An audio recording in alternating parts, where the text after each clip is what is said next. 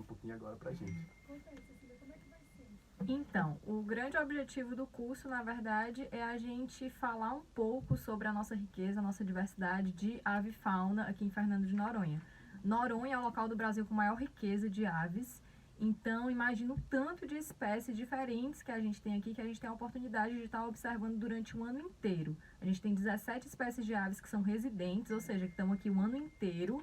Então, a gente tem uma oportunidade de, durante todo esse período, estar observando comportamentos reprodutivos, de alimentação, de acasalamento. Então, durante esse curso, que são 15 horas de duração, nós teremos 4 horas de teórica, que é como a gente vai falar de conservação, dos projetos que estão em vigência no Brasil, de curiosidades sobre as espécies da ilha. Vamos abordar um pouco sobre a questão do óleo, né, como esse óleo que atingiu o continente pode prejudicar as aves de uma forma geral, para a gente entender em que contexto isso está inserido, falar de conservação, de como a gente pode preservar essas espécies, apontar quais são as principais ameaças, quais são as estratégias que a gente pode realizar para evitar que essas espécies sejam extintas. Então, o que a gente acredita, enquanto Projeto Aves de Noronha, é que quanto mais pessoas conheçam a nossa fauna, a nossa avifauna, mais elas vão preservar ela, entender como que a gente é dependente do mesmo ecossistema que elas são dependentes. A gente sempre brinca, as aves, elas têm um papel fundamental na riqueza subaquática.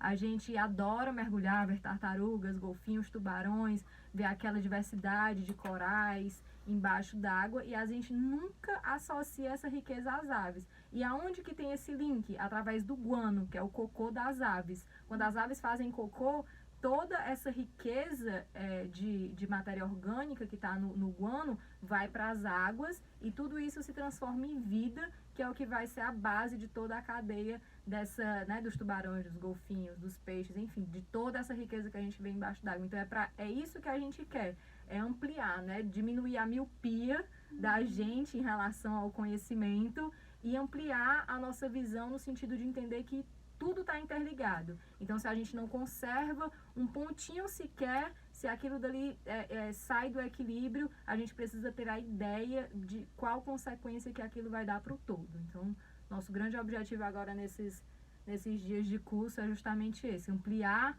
a visão, os horizontes, os conhecimentos dos guarda-parques, para que eles possam ser multiplicadores dessas informações, já que eles estão em contato o tempo inteiro com, né, só o ano passado foram 100 mil turistas. Então imagina, se pelo menos, sei lá, 50% desses turistas que vêm a Noronha, eles possam ser, digamos assim, contaminados com o vírusinho da conservação, da observação de aves, da paixão por essa diversidade que a gente entende tão bem.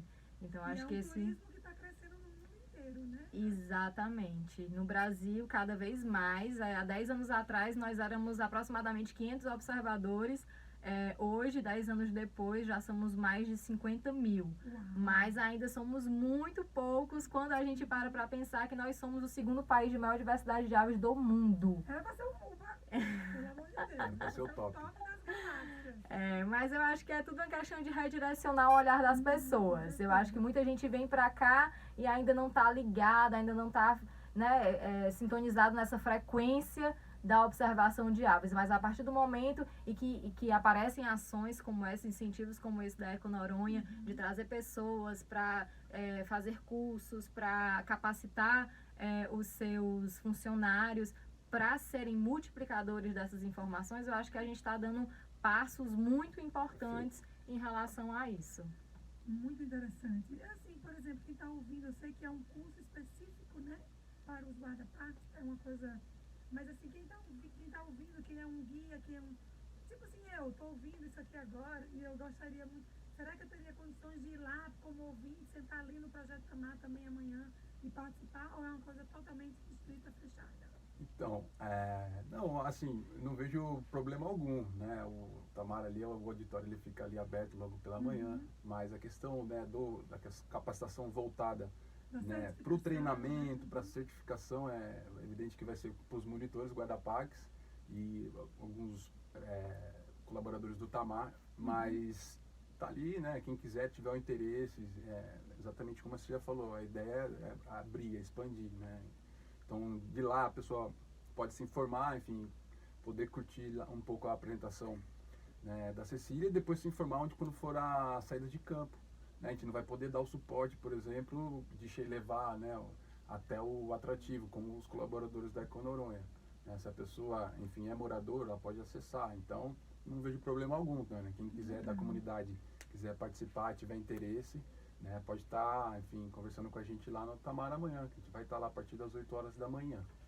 Perfeito. Deixa eu te perguntar uma coisa, Cecília. Você falou, né, que assim, tem aves aqui em Fernando de Noronha em extinção, assim, que podem ou já estão em extinção? Existe. Nós temos 6 espécies de aves em Fernando de Noronha que elas são ameaçadas de extinção em níveis diferentes. Tem as que estão criticamente ameaçadas de extinção, as que estão ameaçadas de extinção. O rabo de junco de bico vermelho é uma espécie que só tem aproximadamente 8 indivíduos aqui em Fernando de Noronha. Tem uma população um pouco maior em Abrolhos, mas é uma espécie ameaçada de extinção. O rabo de junco de bico amarelo também está ameaçado. O cibito e a cucuruta também estão ameaçadas. A noivinha, ela está próxima de ser ameaçada. Então, assim, tem vários fatores que interferem, principalmente porque essas espécies dependem de ambientes insulares para reproduzir. Então, no Brasil, por exemplo, nós temos pouquíssimas ilhas marinhas, né, insulares. Então, se tem poucos ambientes e esses ambientes estão sofrendo ameaças como perca de hábitat, como degradação, como a questão do óleo, como a questão do lixo, então, obviamente, todas essas espécies vão ficarem ameaçadas. O nosso maior problema aqui em Noronha é o cibito e a cucuruta, porque no mundo inteiro ele só existe aqui. Então imagina se essa ilha, sei lá, afunda, né, por algum motivo, se tem um vírus ou uma bactéria ou algum tipo de doença específica para essas duas espécies.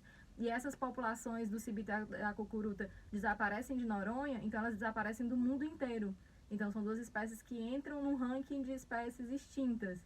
Então, assim, um dos grandes objetivos do nosso trabalho também, enquanto Aves de Noronha, é promover ciência, para que a gente entenda cada vez melhor quais são os impactos e que a gente possa evitar e trabalhar cada vez mais para conhecer essas espécies. Quanto mais a gente conhece, melhor a gente elabora as estratégias para a conservação desses animais. Ah, incrível. Chega a dar uma dor no coração. É mesmo. E o discurso que a gente quer criar com os guarda-parques é exatamente esse, né? Integrar, né, o conhecimento tradicional, enfim, da comunidade junto com a pesquisa científica, né? E levar isso para o visitante.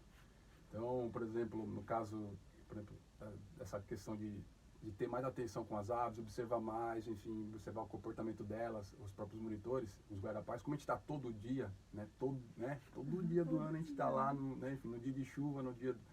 Várias vezes eu tenho algumas fotos, não com boas definições, depois posso até mostrar para a Cecília.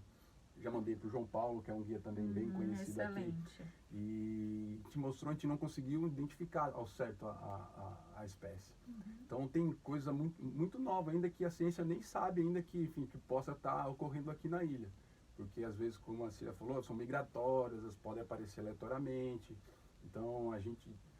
os guarda-parques estão em campo, né, são uma fonte de informação muito boa para a parte de pesquisa científica. Isso é uma coisa bem legal que você citou, é justamente essa questão das migrações, porque Noronha, imagina, é um pontinho no meio do oceano, ali entre África, Europa e América do Sul. Então imagina a quantidade de animais que às vezes se perdem em trânsito migratório e acabam pousando aqui. Ano passado a gente teve registro de 3 novas espécies para o arquipélago. Então cada vez mais, cada ano que passa, novas espécies são registradas. E essa questão dos guarda-parques estarem aqui o tempo todo em campo, uma vez que eles tenham o olho treinado, né, o mínimo interesse e curiosidade de saber, nunca vi essa ave, porque se tu conhece o básico que tem aqui, qualquer coisa diferente que apareça vai despertar curiosidade e interesse. Então é muito importante essa capacitação para que eles estejam que tenham muita clareza de quais as espécies que estão aqui, para que qualquer eventual espécie nova que apareça,